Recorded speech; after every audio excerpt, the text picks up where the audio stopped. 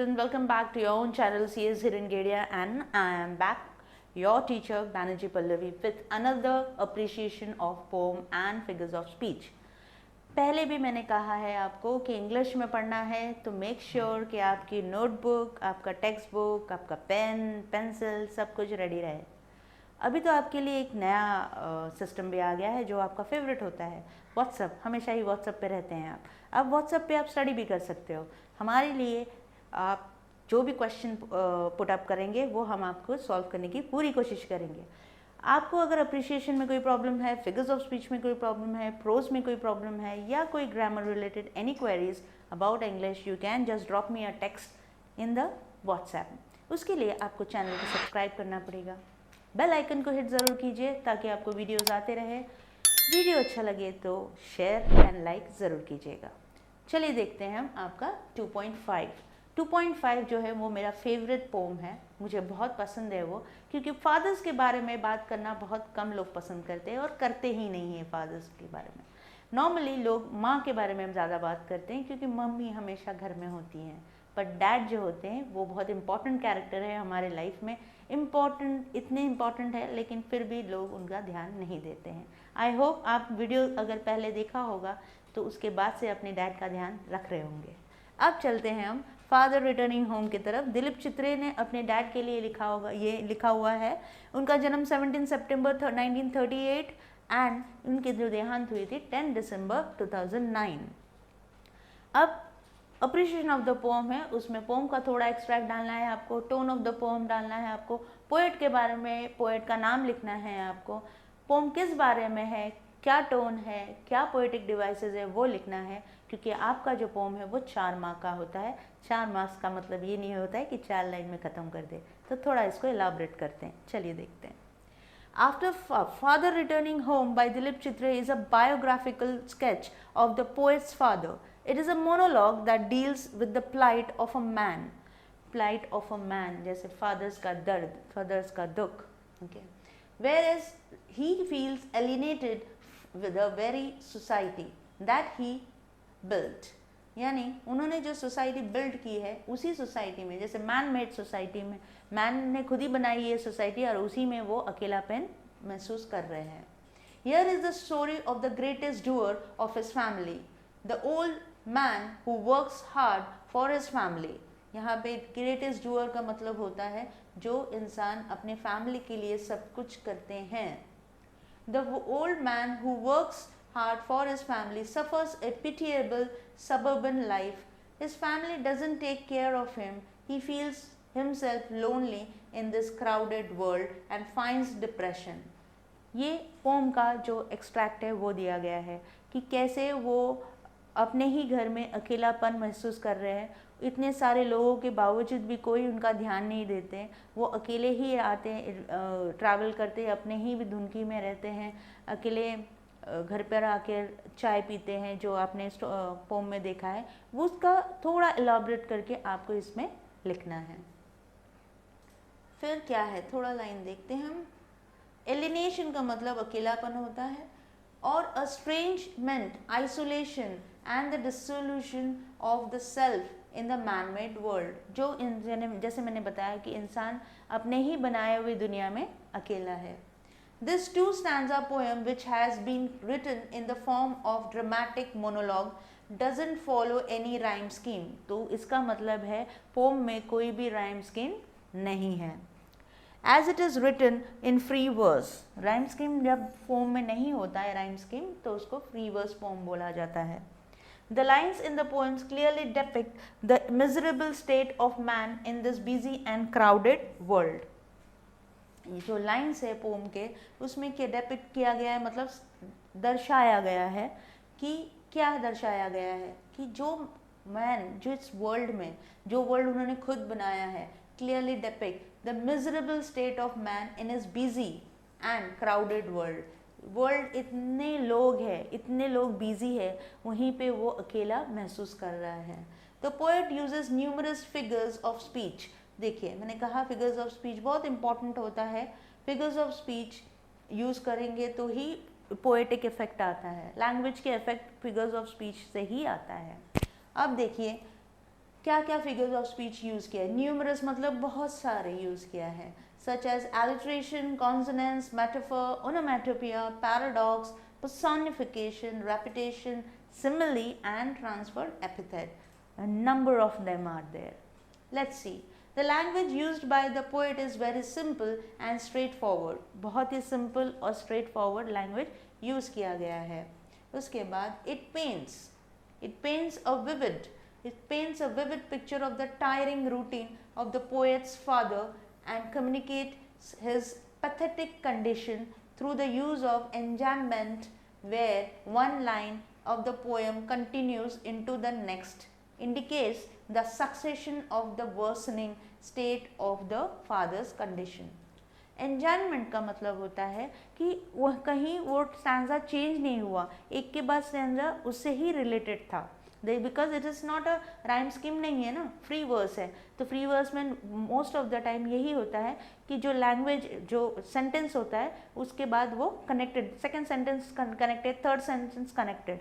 अब ये कनेक्शन क्या दिखा रहा है? Continues to the next level, indicates the succession, मतलब वो आप दिखा रहे हैं कि उनका जो स्टेट ऑफ ये है, मतलब वर्स से वर्स है, कुछ अच्छा नहीं है. मतलब कभी कभार ऐसा होता है ना, दुख के बाद सुख आता है, पर उनकी लाइफ में ऐसा नहीं, दुख के बाद दुख के बाद दुख के बाद बहुत ज़्यादा ही दुख है वो. Now the message that the poem conveys is that of the seclusion of the man from the man-made world, the modern world. अब जो जैसे इस पोम में था कि जब हम लोग के पास परमानेंट घर नहीं हुआ करते थे, ड्वेलिंग्स नहीं हुआ करते थे, लोग अपने पूरे फैमिली के साथ, नेबर्स के साथ one place to another place हमेशा घूमते रहते थे. ऐसी जगह जाते थे जहाँ पे पानी की सुविधा हो, खाने को मिले, कुछ काम करने मिले, अपने लोगों को, इतने लोगों को एक जगह से दूसरी जगह और हमेशा एक साथ घूमते थे. बट अब हमारे पास सब कुछ है, लग्जरियस लाइफ है, परमानेंट हाउसेस है, बिल्डिंग्स है, स्टोर्स है, स्टिल हम एक दूसरे से अलग है. तो इसमें ये पोम में यही बताया जा रहा है कि आज के जो डेवलप्ड हम हो गए इतना, उसमें भी लोग अकेलापन ही है, उनमें कोई भी यूनाइटेड या एक दूसरे को साथ देना ऐसा नहीं है. In today's fast paced humdrum means फीका, life, the only solace that man can find is in his dreams of the past or the future. यानी फ्यूचर और पास्ट का वो ड्रीम करते हैं, पास्ट में वो कैसे रहते थे या फ्यूचर मेरा शायद अच्छा हो, यही वो ड्रीम्स में ही देख सकते हैं, रियल लाइफ में वो देख नहीं सकते. The poem also communicates the apathy का मतलब होता है उदासीनता, मतलब दुख, of the society towards the elderly. यहाँ के ये बता रहे कि आप देखते हो बहुत सारे वीडियोस होते हैं, रील्स होते हैं, जिसमें आप देखते हो कि ओल्ड पीपल को, ग्रैंड फादर्स या ओल्ड जो भी हैं लोगों को, किस तरह लोग उनके साथ व्यवहार करते हैं, अपने घर में हो उनको ओल्ड होमेज में छोड़ देते हैं, या फिर उनको ऐसे ही खाना बना नहीं देते, उनका ध्यान है, they don't take care of them. जैसे ही वो ओल्ड होने लगते हैं उनको लगता है वो बर्डन है, बोझ है हमारे पे. तो वही वो बताने की कोशिश कर रहे हैं कि who are trying to cope up with estrangement in a metropolis जगह पे मैंने भी देखा है, बहुत सारे सिटीज़ में है. ओल्ड होमेज में मैं गई हूँ, वहाँ पे भी देखा है कितने लोग हैं वो सिर्फ वेट करते कि कोई आए और उन्हें ले जाए. वो इतना अपने बच्चों के लिए सब कुछ कर लेते हैं, लेकिन एंड ऑफ द डे जो बच्चे बड़े हो जाते, लग्जरी लाइफ सब कुछ हो जाते हैं, तब वो उनको अपने माँ बाप के, दादा दादी की कदर नहीं होती है. तो ऐसा नहीं होना चाहिए. वो इस पोम में बताया गया है कि किस तरह इनकी हालत होती है जब वो ओल्ड होने लगते हैं. पोएट बोल रहे, I feel sorry for such people who are neglected by family members. Here the old man suffers alienation or estrangement. His life is pitiable and sorrowful. Overall, I find the poem highly relevant to today's world. ये मेरा thought है, मेरा opinion है कि आज मैंने भी बहुत सारे लोगों को अपने आंखों से देखा है, सुना भी है बहुत सारी चीज़ों को, लोगों के किस तरह अपने बड़ों से व्यवहार करते हैं, या जब वो ओल्ड होने लगते हैं तो उनको किस तरह वो उनको नेगलेक्ट करते हैं, कहीं ले नहीं जाते, या बहुत सारी ऐसी चीज़ें हैं जो आपने भी देखा होगा या आपने भी एक्सपीरियंस किया होगा। तो मेरा ये मानना है, आपका क्या मानना है, आपका क्या ओपिनियन है, वो आप लिखें। अगर आपको उसमें कुछ हेल्प चाहिए तो आप व्हाट्सएप पे बिल्कुल मैसेज कर सकते हैं। His pitiable life and sorrowful, overall I find the poem highly relevant to today's world, okay, because today's world is a fast paced world. लोग इतना बिजी होते कि मम्मा का फ़ोन आया, पापा का फ़ोन आया, दादा दादी का फ़ोन आया, हम इग्नोर कर देते हैं क्योंकि हम बहुत बिजी है ना, हमारे पास टाइम ही नहीं होता। बाकी हम घंटों बात करेंगे अपने दोस्तों के साथ, या फिर हम रील्स देखेंगे, रील्स बनाएंगे, पर जब उनका फ़ोन आता है तो हम उनको इग्नोर करते हैं। The aspect that I like the most about the poem is simplicity. मुझे पोएम के बारे में simplicity, क्योंकि ये डैड के बारे में पोएम है, जैसे मैंने पहले ही कहा कि मेरा बहुत फेवरेट पोएम है ये, क्योंकि ये पहला पोएम है आई केम अक्रॉस जब भी डैड के बारे में बात किया गया, क्योंकि बहुत कम लोग अब डैड के बारे में बात करते हैं, क्योंकि डैड रोते नहीं हैं, इमोशंस नहीं दिखाते हैं, इसलिए लोगों को लगता है कि वो बहुत ज़्यादा स्ट्रिक्ट होते हैं, पर ऐसा होता नहीं है। कभी देखो तो मॉम से ज़्यादा सॉफ्ट हार्ट डैड होते हैं। with which it conveys a strong message for the readers. तो रीडर्स के लिए एक बहुत ही स्ट्रॉन्ग मैसेज है कि हर इंसान की इम्पोर्टेंस होती है आपके लाइफ में, चाहे वो डैड हो, चाहे मॉम हो, चाहे कोई और बुज़ुर्ग हो, तो सबका ध्यान रखे, सबको रिस्पेक्ट करे और सबका ख्याल भी रखे। चलिए अब चलते हैं हम इसके फिगर्स ऑफ स्पीच में। पहला लाइन आपका है, my father travels on the late evening train. इसमें ज़्यादा कुछ नहीं है, ये सिर्फ एलिट्रेशन है। जैसे मैंने कहा है आपको, मैं ईच लाइन का देने की कोशिश करूँगी। अगर ईच कोई लाइन में नहीं है तो मैं हेल्प नहीं कर सकती, ज़बरदस्ती तो नहीं डाल सकती, बट ईच लाइन को मैंने एक्सप्लेन करने की कोशिश की है। एलिट्रेशन क्योंकि इसमें लेट का जो ट्रेन जो ट्रैवल है और ट्रेन है उसका जो है, अब लेट बोलते हैं हम, ट को प्रोनाउंस करते हैं, इसलिए उसको एलिट्रेशन में has been repeated for the poetic effect. Standing among silent commuters in the yellow light, यहाँ पे भी एलिट्रेशन है क्योंकि साउंड का जो स साउंड है, जैसे स फॉर स्टैंडिंग और साइलेंट, ये रिपीट हुआ है, इससे इसको कॉन्सोनेंट जो साउंड है एस रिपीट हुआ है, इसी वजह पोएटिक इफेक्ट के लिए, पोएटिक इफेक्ट के लिए, तो उसको आप देखें तो ये लाइन में ज़्यादा कुछ है ही नहीं, ठीक है। नेक्स्ट, सबब slide past his unseeing eyes. So transferred epithet, अब ये ट्रांसफर्ड एपिथेट क्यों है? क्योंकि the epithet unseeing has been transferred from the poet to his eyes. Poet का जो अनसीइंग, पोएट अनसीइंग कर रहा है, तो लेकिन उन्होंने क्या किया है, अनसीइंग को पोएट के पास से आइज में ट्रांसफ़र कर दिया है, इसलिए उसको ट्रांसफर्ड एपिथेट बोलते हैं। Slide past his unseeing eyes, his से वो आइज में चला गया, that is transferred epithet. Alliteration king sound S is repeated like in सबब slide, okay. The next line, paradox क्यों है? लेट्स सी क्यों पैराडॉक्स है। अनसीइंग आइज, तो स्लाइड पास अनसीइंग आइज है, तो पैराडॉक्स इसलिए कि the phrase unseeing eyes is self contradictory, यानी अनसीइंग कैसे हो सकता है, आइज तो हमेशा देखती है ना, अनसीइंग कैसे होते? We are not talking about blind people, यहाँ पे ब्लाइंड पीपल के बारे में, जो अंधे होते हैं उनके बारे में बात नहीं किया जा रहा है। जब आंखें हैं तो देखेंगी ना, अनसीइंग आइज, तो अनसीइंग मतलब वो कॉन्ट्राडिक्टरी है, ठीक है, इसी वजह से इनको पैराडॉक्स बोला गया है। पर्सोनिफिकेशन, क्योंकि suburbs are given animate quality of sliding past. Suburb तो सबब होता है, वो थोड़ी स्लाइड कर सकता है, पर यहाँ पे उसको वो दिया गया है, इसलिए वो पर्सोनिफिकेशन है। His shirts and pants are soggy and his black raincoat, ये है मेटाफर।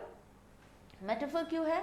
कि the black raincoat is indirectly compare to bleakness. Bleakness का मतलब होता है निराश, निराशापूर्णता मैंने लिख दिया हिंदी में, निराशापूर्णता, जो बहुत ही ज़्यादा दुखी, बहुत ही ज़्यादा निराश,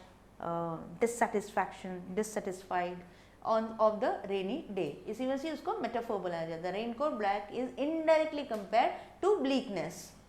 next, stained with mud and his bag stuffed with books. इसमें कुछ ज़्यादा नहीं है, एलिट्रेशन है, क्योंकि S sound stuff and stained S sound कर रहा है। नेक्स्ट लाइन,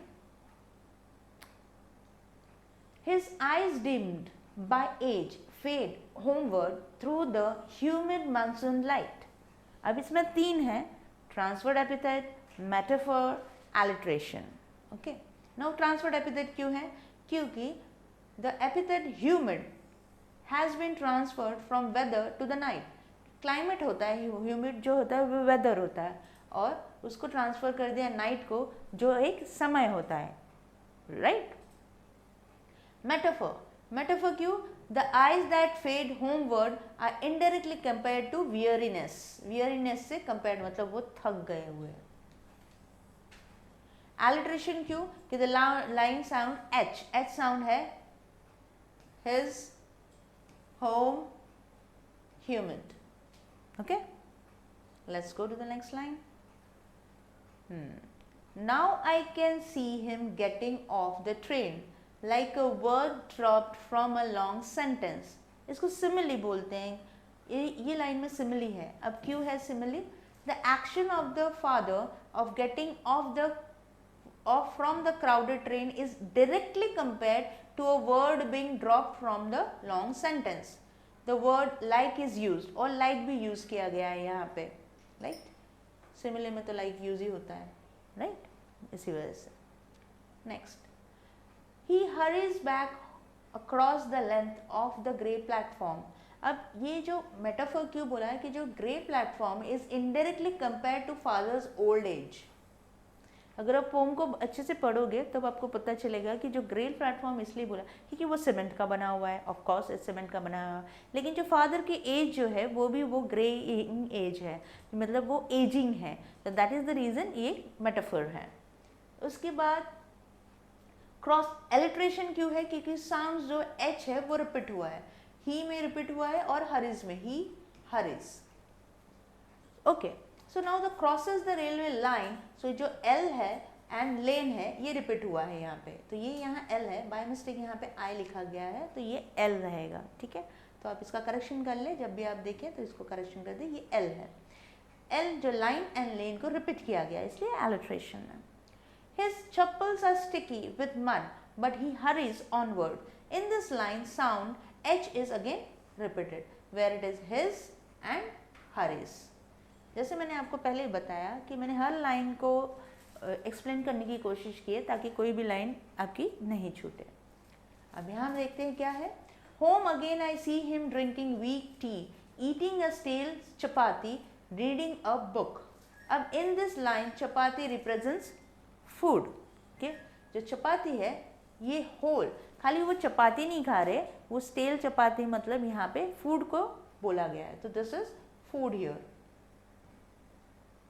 इसलिए वो सिंडिकेट है। जैसे मैंने आपको बताया था, सिंडिकेट एक होल थिंग का छोटे पार्ट को जब लिया जाता है, यानी खाना खा रहे हो आप, उसमें से आप बोल रहे हो कि मैं चपाती खा रहा हूँ या मैं चावल खा रहा हूँ, लेकिन खा तो आप सभी रहे हो, दाल rice, dal bhaji, achar papad, everything you are eating, so that's why this is synecdoche। अब हम नेक्स्ट लाइन में, he goes into the toilet to contemplate man's estrangement from man-made world। ये repetition क्योंकि the word man is repeated, तो he goes to the toilet to contemplate man's estrangement from man-made world। Okay, now the next one, the cold water running over his brown hands, transferred epithet. अब क्यों transferred epithet? क्योंकि जो brown है has been transferred from man to hands. Man का colour brown होता है, brown यानी dusky हो गया या विटिश कलर हो गया, तो पूरा जो है वो ब्राउन है, तो मैन के कलर ब्राउन के बदले हमने यहाँ पे मैन से लेके वो हैंड को ब्राउन बोल दिया है. Only the hands we have used, that is the reason it is transferred epithet. A few droplets cling to greying hair on his wrist. Synecdoche है क्योंकि in this line the greying hair represent the old age of father. तो ये जो greying hair है सिर्फ वो greying hair की बात कर रहे हैं, यानी पूरे जो इंसान है वो ओल्ड है, फिर भी उन्होंने सिर्फ ग्रे हेयर की जो उनके हैंड में है उन्हीं के बारे में बात किया है. इसका मतलब होता है कि वो है सिनेक्डिकी, होल बॉडी से छोटा एक पार्ट लेके बोला गया है. Next is alliteration. Now why alliteration? Because the sound H is repeated. Now where is the H repeated? This is hair and his. तो हम तो ढूंढ के निकाल ही लेते हैं figures of speech. Next, his sullen children have often refused to share jokes and secrets with him. अब ये सिनेक्डिकी क्यों है? क्योंकि jokes and secrets represent the details of children's lives. अब बोलते हैं कि उनके बच्चे उनको उनसे उनके ग्रीफ और सौरो शेयर नहीं करते. तो ग्रीफ और सौरो छोटी छोटी चीज़ें थोड़ी होती है. दुख हो गया, टीचर ने डांट दिया, फीस नहीं भरा, या किसी ने कुछ कह दिया उल्टा, या कुछ चाहिए था वो नहीं मिला उनको, या मार्क्स कम आए, ये सारी चीज़ें एक ग्रीफ में आ गए, सौरो में आ गए. लेकिन हैप्पीनेस में भी तो बहुत सारी चीज़ें हैं, जैसे क्लास में फर्स्ट आना, या कोई अचीवमेंट मिलना, या कोई अच्छी न्यूज़ आना, वो सारे भी होते हैं. तो होल पार्ट का उन्होंने एक छोटी सी चीज़ बोली, वो है children's jokes and secret. Jokes का मतलब बहुत सारी चीज़ें, खुशी, मजाक, मस्ती. सीक्रेट्स यानी कुछ भी रहा होगा, सीक्रेट्स या फेल हो गए या क्लास में फर्स्ट आए, कुछ भी सीक्रेट्स हो सकते. ये सारी चीज़ें एक पूरे होल लाइफ में से छोटी छोटी जो चीज़ें कोई निकाला गया है उसमें, इसलिए उनको सिनेक्डिकी बोलते हैं, part of the whole. Alliteration. In this line the sound H and S has been repeated. तो एच हो गया आपका हिज, हैव, हिम, और एस हो गया आपका sullen, share, secrets. Okay? Now, the last line is listening to the static on the radio dreaming. Onomatopoeia इसलिए बोला गया है क्योंकि the static passive है, indicates the sound comes from the radio. Radio से जो साउंड आता है उसको स्टैटिक साउंड बोलते हैं. ये इंडिकेट कराता है आपको कि ये रेडियो में से साउंड आता है. ओनोमेटोपिया तो वही है, हमेशा साउंड को दर्शाते हैं वो. आई होप आपको सारे फिगर्स ऑफ स्पीच समझ में आ गए. अगर आपको नहीं आ रहा है समझ में या कोई भी प्रॉब्लम है, एज आई सेड अभी बहुत इजी हो गया आपके लिए. व्हाट्सएप पे आप टेक्स्ट ड्रॉप कर सकते हैं, रेलिवेंट टेक्स्ट जो आपकी पोम से रिलेटेड हो, प्रोज से रिलेटेड हो, सब्जेक्ट से रिलेटेड हो, आप बिल्कुल उससे ड्रॉप कीजिए. हम बिल्कुल आपको मदद करने की पूरी कोशिश करेंगे. सारे जो क्वेश्चंस या तो आप स्क्रीनशॉट कर लें या तो आप टेक्स्ट करके भी पूछ सकते हैं. उसके लिए आपको चैनल को सब्सक्राइब करना पड़ेगा. अगर वीडियो आपको अच्छा लगे तो शेयर करें, लाइक करें और बेल बटन को हिट करना ना भूलें, ताकि आपको अलग अलग जब हम वीडियोस बनाएं और जो आपके व्हाट्सएप में आपने अगर कुछ डाला हो और उसी के बेस्ड में अगर हमने कोई वीडियो बनाए तो आपको उसका नोटिफिकेशन आते रहे. इसी के साथ आपका 2.5 ख़त्म होता है. हम फिर मिलते हैं 2.6 आपके अगले वीडियो में. Till then take care. Thank you.